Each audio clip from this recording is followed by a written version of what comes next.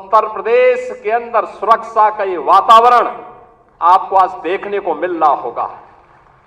याद करिए, इसी मुहर्रम के समय में सड़कें खाली हो जाती थी, सूनी हो जाती थी। आज मुहर्रम आयोजित हो रहा है, इसका पता भी नहीं लग रहा है। ताजिया के नाम पर घर तोड़े जाते थे, पीपल के पेड़ काटे जाते थे, सड़कों के तार हटाए जाते थे, पुल तोड़ दिए जाते थे। आज कहा जाता है किसी गरीब की झोपड़ी नहीं हटेगी। आज कहा जाता है कोई तार नहीं हटेगा।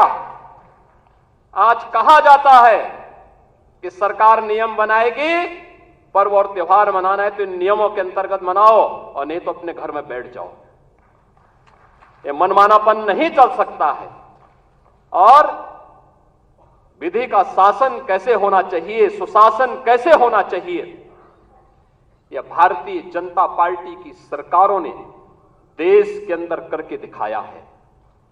लोक कल्याणकारी कार्यों का परिणाम कितना हुआ, कोई सोचता था?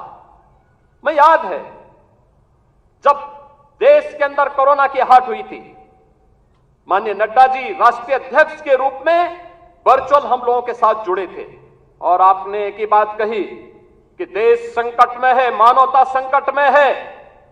हमारे लिए एक ही मंत्र है, प्रधानमंत्री जी का आदेश है, एक ही मंत्र है और वह मंत्र है सेवा ही संगठन है। ये केवल भारतीय जनता पार्टी ने किया था। मुझे याद है कोरोना कालखंड में केवल भाजपा का कार्यकर्ता या राष्ट्रीय स्वयंसेवक सड़कों पर जनता जनार्दन की सेवा कर रहा था। अन्य किसी भी दल के किसी भी नेता का कोई अता पता नहीं था। कार्यकर्ताओं की बात तो दूर,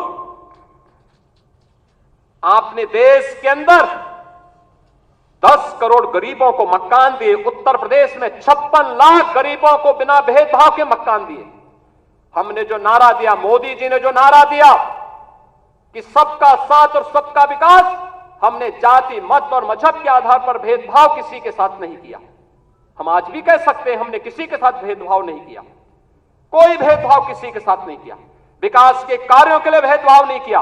ये 80 करोड़ लोगों को फ्री में राशन आज भी मिल रहा है, क्या किसी जाति को मिल रहा है, किसी मत विशेष या किसी धर्म विशेष को मिल रहा है? भारतवासी है उसको राशन मिल रहा है। भारत पहला देश जिसने भूख से मौतें नहीं होने दी, बदहाली नहीं होने दी, आत्महत्या नहीं होने दी, किसी गरीब को सड़क पर भूखों से मरने के लिए मजबूर नहीं होने दिया। लेकिन उस सबके बावजूद भारतीय जनता पार्टी का कार्यकर्ता लगातार कार्य करता रहा।